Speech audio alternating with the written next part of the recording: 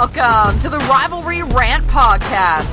It's the Kentucky Wildcats versus the Louisville Cardinals and everything else in the world of sports. And now, your hosts, Josh Conder and David Smith. Let's get it on.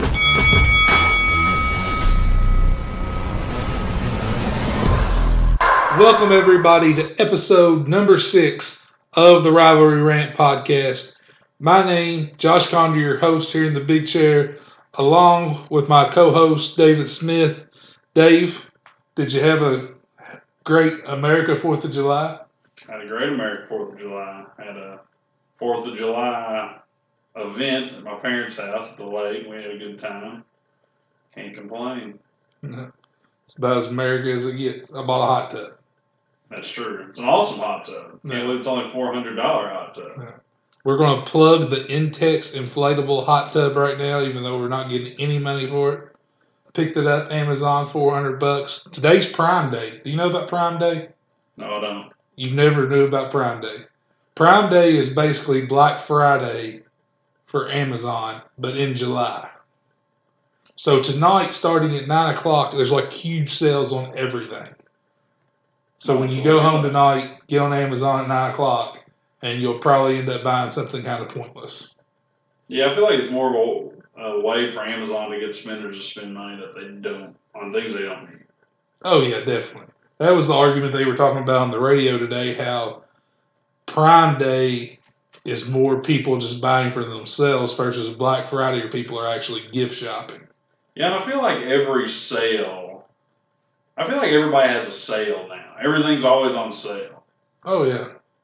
I mean, if it's a penny off the discounted price, they consider that a sale. Like you're trying to get a deal. Like I always go to Backroom Shoes or Shoe Carnival. It's always buy one shoe, get half off. But it's always that. But they still call it a sale. I don't know about it. Well, is that where you got your Crocs? Yeah, I did get my Crocs. And I also rocked the strap in the back. Yeah. Before we started tonight, me and Dave were arguing over if the proper way to wear a set of Crocs is to have the strap forward where they're just a full slip-on shoe or the strap in the back for the support. David's a dad, so I feel like he can get away with wearing the strap in the back. But for a single player like myself, we had to put the strap in the front when we rock the Crocs. I feel like the strap in the back gives you more support. But Connor does have the definition of a bachelor pad here. He's got the man room where we do the podcast. He has the big TVs. And now he has a hot tub. And he's also going to put a TV by where the hot tub is. So I guess it only makes sense that he does rock the strap in the front. Oh, for sure. No doubt about it. But sports picked up a little bit for us, but not as much on the UK U of L side. Not a ton going on there. We're still just counting down the days till football season. SEC Media Days is this week. What about the ACC? Are they this week it's too? It's this week too. Okay, so next week Bobby Pitino might talk about his motorcycle accident more, so we'll have something to talk about. Oh. But hopefully the coaches stir up a little bit of noise down there for us. If I'm a Kentucky fan, I'm looking forward to what Mark Stoops says about this defense because we have the linebackers, the cornerbacks, the safeties. All these guys are very talented, have some playing time under their belt. And me and David over the years, I've always made the joke, well, Kentucky's defensive line, they're going to be pretty good this year. Our defensive line is not poised to be that great. So it doesn't matter who you have at safety and cornerback because if they have to guard downfield for 5 seconds, any good quarterback is going to pick them apart. So I need Mark Stoops to go to Hoover to SEC Media Days and talk up this defensive line and give me some hope, Dave. That's what I really need out of Stoops right now. I got 2 thoughts on the media days. Number one, they're the best thing to listen to because they're full of coaching cliches. Oh, definitely. We love the kids we have in the program. We're building something special. We got great players. They're motivated. I'm going to interrupt you real quick. My favorite's Butch Jones. We won the championship of life. Yeah, I saw that today. An announcer or media guy flat out asked him, "You only won 9 games. I don't think that's enough in Tennessee." And he didn't know what to say. Well, I think we're building something great here. You built something great for the 4th year. Now's the time to do it. He's on the hot seat. I think him in the East and Kevin Sumlin in the West, as far as SEC coaches go, are by far the two biggest hot seats of the college football season. Oh, I definitely think so. And which Tennessee's is not ridiculous for Tennessee, though. How's that ridiculous? Because they haven't had success really since Philip Fulmer, and he has won 9 games every year he's been there. Oh, I agree. I hate him, but now he has Dobbs is no longer there, so he's bringing in a new quarterback, and you can tell it's panic mode when you start flipping coaches over in the offseason, and that's exactly what Tennessee did. So Butch Jones, to me, like, I hate watching him coach because he looks like he's about to have a heart attack, and which Kentucky interviewed him before Stoops, and then Tennessee came in right as we were trying to sit down with him. And the story goes that Tim Couch said, if you guys hire him, I will never have anything to do with Kentucky football ever again. Butch Jones thought he was so good, he walked into the meeting and just throws down his list of demands. That was his interview process. Yeah, and he was a good coach, but he definitely wasn't a good enough coach just to be making demands for any school. No. And I'm like you, Tennessee. I don't think Tennessee will ever be relevant again. I think they'll be relevant. Nope. I mean, but what's relevant? Is 9-4 relevant? Or are you talking like 11-1 college football playoff? Well, Tennessee fans think 11-1 college football. They think they're still there. I think you can have that type of year like every 6 to 7 years, but I don't think they're ever going to hold that from now on. Because they're not pulling. It used to be they were one of the only marquee programs on TV, so they can't even recruit that sales pitch anymore because everybody's on TV. Right. So, and he's pulling in top 5 classes and hasn't done anything. No, that's what I don't get. Like, you would think they would have a lot of success because every year I look at recruiting classes, they always have awesome recruiting. Oh, yeah, top 5. One other thing I wanted to mention, you all talked about your D line. I guess it's not supposed to be good. I don't know.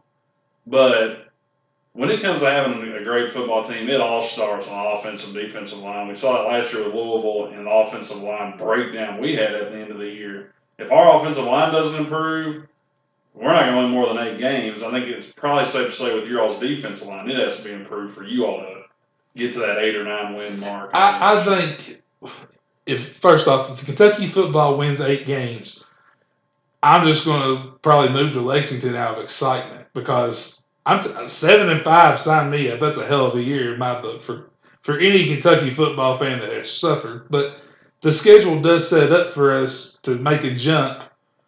The only game that I look at and say that's not winnable is at Georgia. I think, and next week I want to start a little series where we make kind of 3 bold statements about each program. And I'll tease mine. My number 1 bold statement is I think Kentucky beats Florida this year. I think that streak ends. It's a long streak to end. No, it is. It's a bold statement, Kyle. Hasn't happened. Let's see if it works out for you. Hasn't happened since I've been alive, but for teasing for next week, I kind of want to start that. I feel like we could play off that a little bit and ramble on about it. I think if Kentucky's going to win 8 or 9 games, this is the year they're going to do it. Yeah. But, I mean, it's just because it seems like y'all are getting a lot back, and the SEC is at West. We're in the East. It's down. Yeah. I mean, you're still going to have Georgia's probably your favorite to win the East because they have Jacob Easton second year with him, Sony Michel, Nick Chubb, just bang, bang when it comes to the running back position. And then Florida has the transfer that came down from Notre Dame. So, but they also lost 8 people, I think, on the defensive side of the ball. Yeah. So, do they recover from that? Michael Wayne's supposed to be more of an offense guy than he is defense. So yeah, and the thing is, down in Florida, a lot of those defensive guys were Muschamp's guys. Yeah. Muschamp wasn't a good head coach, but he was a great defensive coordinator, great defensive recruiter. See, I think Muschamp. I think he's a good coach, but I don't think you need to be at a powerhouse school. Like, I think, honestly, him at South Carolina is a pretty good fit because South Carolina, I would say Kentucky, a great season for them is 8 wins. South Carolina is about a 9-win school. Yeah, I can see that. So, and he's got Jake Bartley down there, quarterback, who is about to set the world on fire. So, Kentucky's probably going to come out of media days being the dark horse pick to win the East. And when I say dark horse, I'm talking about the long shot. Yeah, I mean, I could see him as a dark horse. But I feel like UK fans this time of year always say they're going to win these. No, we do not. No, we do not. I always wait for text. I think we got a shot at winning the East this year. That's ridiculous. We do not say that. But this year we have Florida at home, Tennessee at home. Those two programs probably not where they were last year, by no means. Now, we went on the road last year and played both of them and got smoked, but that was you got a good home schedule this year. Oh, yeah. We have a great – this schedule sets up – every other year is when the Kentucky schedule is like, are we even going to make 6? This year is the one you look at and say, hey, we can be competitive and win some games. Oh, I know what it was. You kept saying when Patrick Tolles was a junior, y'all were going to win the East or something. I said that's when we would beat Florida. That's right. And that was the year that the overtime. Close but no cigar. He was his senior year. Was he even the starting quarterback, though? Tolles? Yeah, he started that game. Man, you love Tolles. Yeah, I'm a big Patty Toast fan. I don't know if anybody's ever gotten beat as bad by Louisville as Patrick Tolles did, and continue to talk trash about it. He was able to get beat every year at Kentucky and then go to Boston College and get beat again. It's a marketing scheme. That's what I feel like, anyway. Yeah. So, like when he talked trash at Kentucky, I was like, yeah. Then he went to Boston College. I'm like, y'all have the worst offense in Division I, I think. Why are you talking smack? Their defense is good, though. Yeah. But, so media days this week. Next week, probably be mostly football. But can we start off making fun of Indiana a little bit? I love making fun of Indiana. It's my favorite. When Tom Crean was at Indiana, it was like the gift that kept on giving. All year round. Yeah. This open lip mouth kiss. The best was the back-to-back Sweet 16 shirts. Oh, Nothing will ever compare to that. Yeah. You talk about somebody overhyping a win. The year when they beat us in 2011, when that last second shot by Wofford, I think was his name, that's on the Indiana phone book. They have like a shrine to it at Assembly Hall up there. So any chance I get to bash Indiana, I love to do it. Now, they obviously making the transition from Tom Crean to Archie Miller.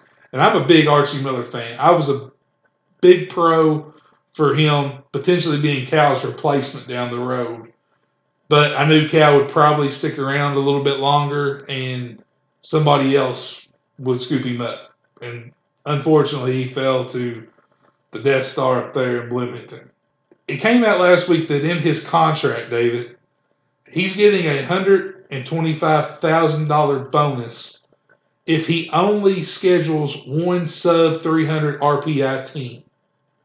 My question to you is, we're paying coaches a ridiculous amount of money anyway.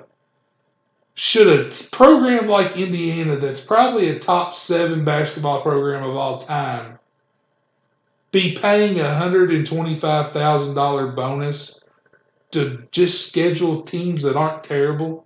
Well, I think that has become IU's narrative.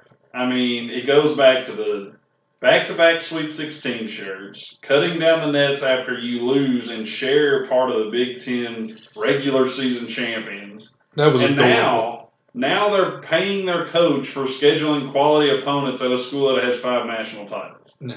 That has become IU's narrative, and that's why they're so easy to make fun of. No, I found it absolutely ridiculous in a day and age when we're paying coaches $5 and $7 million that I will give you another 125,000 scheduled teams that suck. And don't get me wrong, I love that regular season IU win against UK, but it was just that, a regular season IU win. No. Why are you celebrating 5 years from now, 5 years later? I mean, but that is what IU has turned into. The ultimate has been. I think Archie Miller gets on back to being a very competitive program. And I think you're going to see the UK-IU series start back up in a couple of years. But I didn't really understand, the IU hype. We pulled Archie Miller. He was a Dayton. It's not like you had a guy that left UCLA or Duke or even a Syracuse to come to IU. I mean, he was a good coach, but he was at Dayton. It's not like you should be able to make that hire if you're IU. Oh, yeah, definitely. And we talked about it when they were talking about Alfred out there at UCLA, and you thought he was. I thought he would be. Yeah. I told you he would be. I told you he would be the stupidest person in America if he took that job. Yeah. Why walk into that hellhole up there? That's kind of a laughing stock when he's got good things going out in the West Coast. Yeah, I mean, my only argument to that was just if you love a school that you played for, you would want to resurrect it. Nah, but that's just me. Though. But right I get now, what you're saying. Before when he's just a player there, he's looked at as a god. You go back and you coach and you don't win, yeah, that's true. Then you've lost everything from there. That's true. So why take that chance? That's just my. I thought the rivalry rant needed a little togetherness, so I thought we could share. We like making fun of a little bit. We're big fans of making fun of it. But I feel like you used to live in Indiana when you were a child. I feel like you have a couple of IU collectibles. No, I don't. I tell you, I have one thing. Yeah. My dad. I grew up in Indiana. I didn't really grow up there. I lived there the first 7 years of my life in Clarksville, Indiana, which is right across the bridge. And even most fans in that part are still Louisville fans because it's so close. But my dad used to be a little bit of an Indiana fan. And my grandma, we called her Ma, she did stitch him.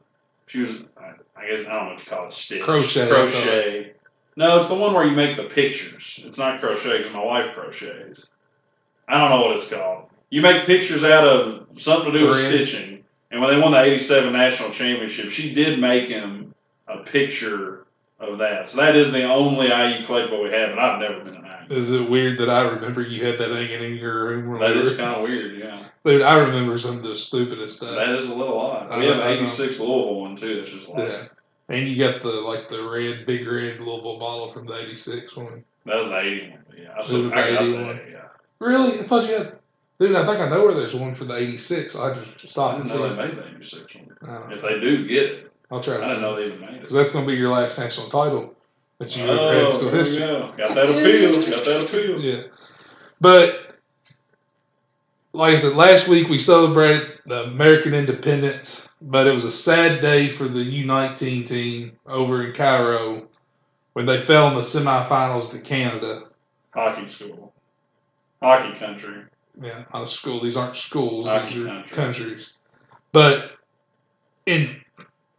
which John Calipari being the coach of it's the only reason I even knew they were even playing in Cairo. And he, after the game, was on social media and was talking about how disappointed he was. And he took blame for the loss. And it's hard, don't get me wrong, it's hard to put together in the short amount of time the players he did to go to Cairo and play. But you have a little bit of a beef with him, don't you? Because you feel like it's unjust that Cal gets to get away with something but Rick Pitino doesn't. So go ahead and lay it on. I wouldn't even really call it a beef. I don't really care. David's up to how many Twitter followers you got? 23, I think. Yeah, and he's a retweeting man, I tell you. All I do is retweet. Although I did tweet out today. I almost made an epic mistake today. Did you see what I replied to you? No, I didn't even look at it. Oh, it was a good one. Check it. Read it real quick. No.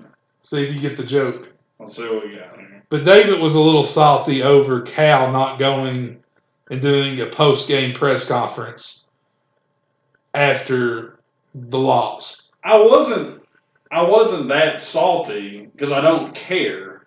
The only thing I was a little salty about is the fact that every time Pitino doesn't do a post-game show after a loss, even though 2 years ago when he goes up, he says he's not going to do it, he still gets bashed. And Cal, with the USA on his chest, opted not to do the post-game coverage. Okay, here's the rebuttal. Again, don't care. You care a little bit. But if one coach is going to get bashed, the other should get bashed. Yeah, but here's the difference. One's coaching an overseas team for Team USA. And here's the thing that ticks me off about that. It's when Cal loses a game, it's all Cal's fault. And Cal steps up and takes responsibility for it. FIBA basketball, what they had played over there, I think, for almost 2 weeks now, had not asked him to do a single interview the whole time he was there because they were winning. But yet, USA loses. Oh, this is the story. We need Cal so people click and check out our website. So in that instance, do you blame somebody? My argument is during the college basketball season, these guys should be obligated to talk after the game because that's their full-time job. This is something Cal was doing extra, and the only reason, as a fan, I want to hear a coach talk after a college game because I want to see what he was thinking, seeing, and see if the same stuff I was yelling at my TV like a crazy man is what he was seeing. But FIBA basketball hadn't asked him all week to do an interview, but yet do it after they lose because they know it's going to get clicks. If the script was flipped and it was Pitino, you would be bashing. Pitino can't coach the U19 team. I don't care. If the script was flipped, would. Yes, it would. No, it would. Not for Team USA basketball. I can hear the doubt in your face. It makes it worse because you're representing your country. You're representing your country and you're refusing to do it because you're mad that you lost. No. It's if they want to talk to him, ask me all week to talk. Agree to disagree. No, I'm wrong. Read the tweet because it's a funny one. It is pretty funny. Here's what I tweeted. I said, I have a master's in social work and I graduated like a year and a half ago. And you're supposed to take a test afterwards, but I hated school so much that I'm just now able to physically take a test without vomiting. So I had to schedule my test. It's a pretty expensive test. My tweet was, I almost made a tragic mistake scheduling my social work boards on the same day as the Louisville-Clemson game. Would have been an all-time meltdown. Connor texted back, and it was funny. He said, good catch. That was a quick, in parentheses, decision. It was good. Relating back to when James Quick completely gave up in the game in Death Valley last year. He's blown it not just once, he's blown it twice. Last 2 years, Clemson games, he's blown it. He was the gift that kept on giving for me. Not for me. It was that, and then if he would have caught that Hail Mary before halftime the UK game that was right in his hands, that was pretty good. That's those Trinity kids for you. Speaking of Trinity, what about that hoopla? Why aren't you guys recruiting Trinity players, according to the Courier-Journal? Oh, gosh, don't even get me started on Trinity. I mean, you have to cater to them, David. They're in your backyard there. My gosh. Yeah. Okay. You should be buying those. You should be buying those kids some pizza and some cars. Divas. Yeah. So that's a hoe. But back to, I just think regular season game, I'm dialed in and I want to hear them talk afterwards. So I think you should. Because it fits your agenda. Huh? Because it fits your agenda right now. But here's the thing. When Pitino didn't do it in Rupp, he flicked us off as he was leaving the But arena. he said before the game, said, I'm not going to do it. Was his middle finger premeditated? Did he know he was going to flip off the fan base? I doubt he had that. I feel like that's the only thing that makes sense about it. And we're moving on to NBA Summer League action. Ugh. I'm actually really hyped about the Summer League. Just because you haven't been able to watch a lot of it. I don't like NBA in general, but when you add in the Summer League, it really wants to make me confused. Well, here's my argument for the Summer League right now. This past draft was one of the best drafts I think we're going to see for a long, long time. I think there was a lot of highly talented kids. And there's been kids that have just been lighting it up. It seems like for the Kentucky side of it, De'Aaron Fox is just a wow factor on the court. I never thought he was faster than John Wall at the college level, but watching him play the NBA level, I think he's just as fast as John Wall with the basketball in his hand. I mean, he's lighting, and I think he had 18. I'm not going to go into individual stats, but he lit it up in his opener that he had, throwing some alley-oops to Scal, doing his thing. But like his speed on the court is really impressive. You've had Jason Tatum light it up. You've had Donovan Mitchell play very well in his opening game for Utah. And then Bam Adebayo, he is playing like it's official. Cal held him back. He's better now than he was when Cal. It's funny how Cal always holds teams back. Yeah, Cal held him back. Cal held him back, I think, because he's playing in a row now. The man's shooting threes, knocking down jumpers. We just didn't have the personnel for him to do that at Kentucky. So, have you any? My knowledge of the Summer League is that when I'm on Twitter, I see Donovan Mitchell's done good. That's my knowledge of the Summer League, and that everybody talks about Lonzo Ball. you need to follow more people. I'm going to get to Lonzo Ball because I'm sick. Well, And I'm not an NBA fan in general. Like, I watched... You can follow SportsCenter, man. You're a podcast co-host. You got to learn stuff. I am a co-host of the Rivalry Rant. I'm not going to pretend like I know all things sports. Yeah. I'm good with college football. I'm good with college basketball, and I'm good with NFL. See, you want to be not an NBA. You're striving to be in the big chair one day. You got to be a doer. No, I don't want to strive to be in the big chair. I'm fine just right. Reference episode 1 when you wanted the big chair. Yeah. Well, I mean, it looks a lot more comfortable than this metal thing I'm sitting on. Well, it is, but with this chair comes a lot of responsibility. It does. Responsibility I frankly don't have time for. Clearly that you don't have That's time. why I'm in the metal chair. But no, it is cool to see players do well. Like, I really enjoy that. I can't remember a year I can't sit down and watch it. I can't remember a year where it seemed like everybody was having some sort of success. I mean, Dennis Smith Jr. had 25 points the other night. I mean, all these guys, it's going to be a real fun Rookie of the Year race, I think. I'm going to be interested to see how it translates into the regular season. Oh, I mean, whether all these guys playing hard. This great is going to translate into that during the regular season. Yeah, it's definitely going to, but slow them down in some ways. But to me, it was just exciting seeing these because it's the first year I can remember where it was like, hey, well, he was the 8th pick. Wow, he lit it up. Hey, he was the 12th pick. He lit it up. So I've been really, really impressed with it so far. However, I'm about done with ESPN. I'm sick of them.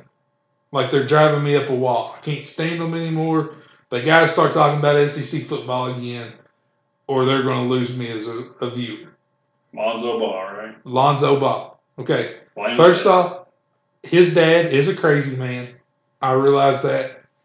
And if it wasn't for the media hyping him or putting his dad on there consistently, Lonzo Ball wouldn't be that big of a deal. But I turn on SportsCenter Friday night and Saturday night, and Lonzo Ball leads SportsCenter.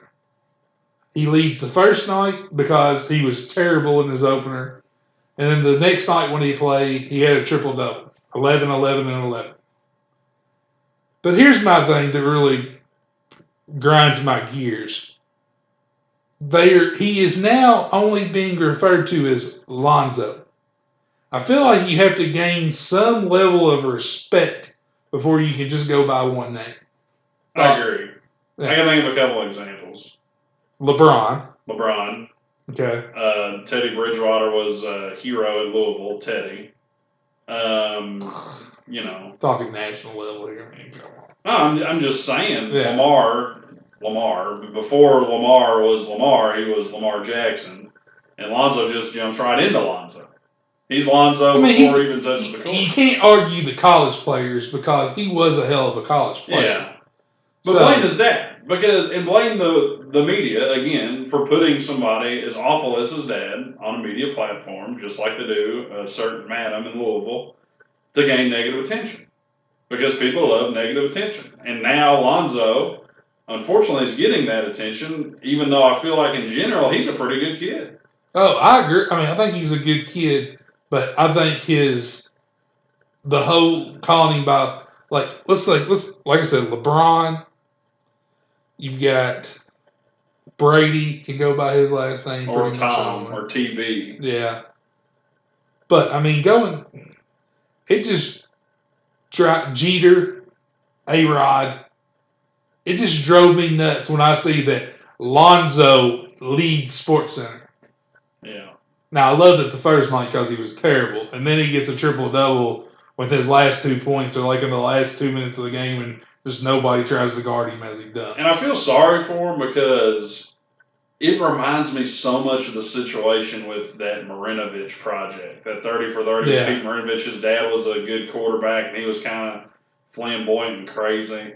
That's kind of how this situation reminds me of. I think Lonzo will be pretty good, but I would not want that pressure if I'm 19 years old in the NBA and have a dad like that. Did you see? And that's something else. That's the whole part of it. If I'm LeBron James and I've heard this crazy man talk about his kid all over the internet and everywhere. The first time I play him, I am dunking on his head. Yeah. I mean, just and you're going to tell, like, Steph Curry. I mean, LeVar Ball came out and said he was better than Lonzo Ball was better than Steph Curry. He said he beat Jordan 1-on-1 in his prime, didn't he? Yeah, but he averaged like 1.3 points per game for Washington State. And why I feel sorry for Lonzo Ball is sometimes people forget because these athletes are larger than life. He's 19. Yeah. He's 8 years younger than us. Do you remember us at 19? Oh, yeah. I mean, and to have that pressure is remarkable.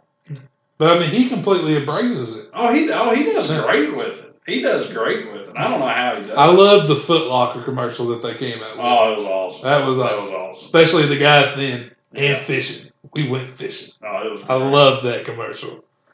But to me, the media and how they're hyping him up. Did you see he's not playing tonight? No, I didn't see that. Groin problem. Guess who he's scheduled to play tonight? Who? The Kings. De'Aaron Fox. No. So De'Aaron Fox has whooped his ass twice. We better not start him off this third game playing De'Aaron Fox. I'm telling you right now, I think you can put money on it. De'Aaron Fox is going to be a better pro than Lonzo Ball. I think he should have been. If Lonzo Ball had lived anywhere but L.A., De'Aaron Fox would have went number 2 to Los Angeles. I mean, I don't know if the draft order would have changed, but I don't think it's a leap to say Fox could be better. I mean, it's not a leap, but there's no way. It wouldn't surprise me at all. I think that Los Angeles and that organization would have put up with that if Lonzo Ball hadn't lived in L.A.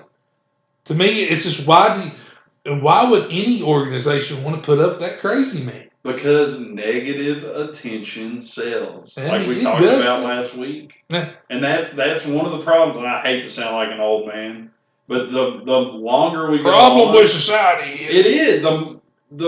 It gets worse. With these negative figures, they continue to get attention because the media allows it. It only is getting worse. Yeah.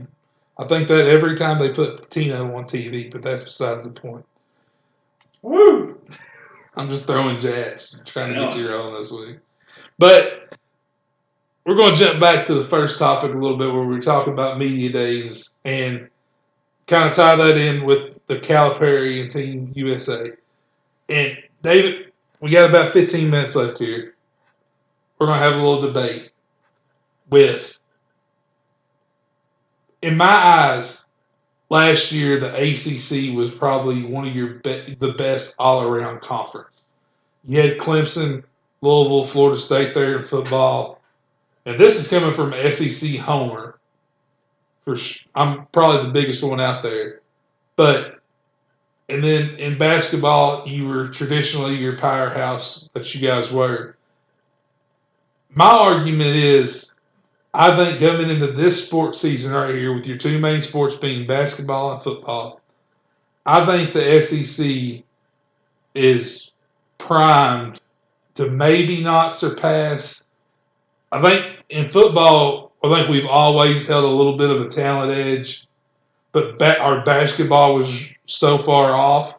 I think the level of basketball in the SEC this year is going to be at one of the highest it's been in a long, long time.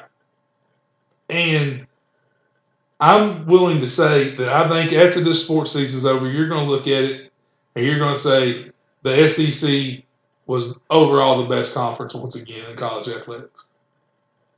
I wholeheartedly disagree. Here's why I disagree. Okay. ACC basketball speaks for itself. We did have a bad turnout in the tournament in general this year. Yeah, we still won the national championship, awful. but it was still a bad turnout overall. Can we call you all the scandal conference? You got Alabama in there. But get Alabama in there. Or not Alabama, North Carolina. You want to talk about Alabama and cheat? Let's all be honest. What's been going on down there? Saban's a saint. Yeah, just like Urban Meyer's a saint. I hate Urban Meyer. But anyway. So ACC basketball kind of speaks for itself. That's not going anywhere. Except you choked in the tournament. We did this year, but we're still in the national championship. But I'll focus on football. I'm not saying that the ACC is going to be consistently better than the SEC. I don't think that, but I think we're set up to be one of the best conferences in college football. And a big reason I think that is because of the coaches that we have now. I mean, Bobby Pitino's had unbelievable success in college football. Jimbo Fisher has a national title. Dabo Swinney has a national title. Then you got guys like Mark Richt, who I think is a very good coach. In Miami, I think they'll turn things around. And then you got Virginia Tech with Fuente, and they're really up on the rise. And they were arguably the best football conference in 2016. I mean, you had the national champion, you had the Heisman Trophy winner, and then you had Florida State winning the Orange Bowl. I mean, all around, I think they were the best. I think they were the best football conference. Were you all the third best team in the conference last year? I don't think you can unanimously say that because Virginia Tech had a really good year. They were close to beating Clemson in the ACC title game. I think they only lost 2 or 3 games. I don't think you could say, due to our collapse at the end, that we were the third best team. I mean, fourth. Probably, I would say that. Okay. Let's say you tied for third or fourth. Yeah. Okay.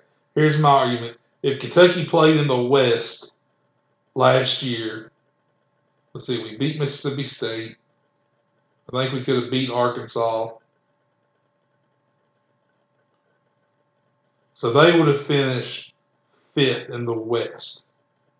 And you have to figure Florida and Georgia were the better programs out of the East last year, and Tennessee. So you put all of those in there. So that puts us as about the 8th best team in the conference last year. And Louisville loses to them. You can't base conference off of one regular season. I feel like I'm going to. How can you do that? Because, okay, so you're saying everybody that has a hiccup and loses a game, they would should you lose. beat Tennessee? I think we could have beat Tennessee. They weren't that good. Okay. But so we beat Florida State by 43. So what's that mean? You can't base one game and I'm talking at the end of the season when we're looking at best conference. Overall, not a game from 2 opponents. Yeah. You lost to Houston. You lost to Kentucky. You're talking about U of L as one team. Oh, that's the we one also I'm most beat Florida State by knowledgeable. 43. We also, again, was a James Quick giveaway from being the national champions on the road. If you're going to talk about the Kentucky loss, you also got to talk about the Florida State 43-point win. I'm understanding that. But Florida, you just talked about what Florida State won the Orange Bowl, you said? Maybe Michigan, which Okay. was overrated all year. Wow. They lose to Iowa and they stay at number 3 in the college football playoff. But we won't get into that. Blue blood. You end up losing to Houston, so it didn't matter. But no, it didn't matter. I think that outside of Florida State, Clemson, you all early on, I thought you were in that category. But besides those 2 teams, I mean, Clemson obviously beat Alabama in the championship game. But besides those 2 teams, I guess you guys just don't have the historic there that everybody looks at. I'm not talking about history. I'm history, not either. You're going to say SEC. By far, going to say that. But what I'm saying is, let me just say this one thing. It wasn't just Florida State and Clemson.